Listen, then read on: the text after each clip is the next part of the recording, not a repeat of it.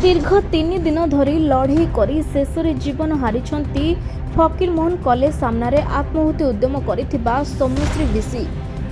सोमवार विलंबित रात्रि से आखि बुझिथिबा बेले मंगलवार तांको पैतृक गाँ भोगराई पलासिया गाँव में शेषकृत्य संपन्न होइछि। सौम्यश्री समस्तଙ୍କୁ छाड़ी आर पारिक जिबा परे एबे कांदुछंती समस्ते। तांकर शेषकृत्य संपन्न हो जाइछि। एते सबु घटना परे सौम्यश्री मृत्यु पाई समस्तଙ୍କ मनरे विभिन्न प्रश्न आसिछि। सौम्यश्री राजनेता मानकु निजर असुविधा संपर्क में मध्य जणाइथिले। तांको कथा केही सुनिलेनी बोली से कहिथिले। ले सबुठारु बड़ प्रश्न किए तांकु पेट्रोल देथिला आउ से पोड़ी हेबा बेले किए वीडियो करथिला। सोशल मीडिया रे तांको पोड़ी हेबा वीडियो एबे भाइराल हेउछि। से समय रे जे भी वीडियो करुथिला से कोन चाहिथिले तांको बंचाई पारि नथांता। तांको मृत्युर वीडियो करबा आगरु तांको एपरि करबाकू हुए तो मना करि पारिथांता, हेले सेमिति किछि हेला नाही।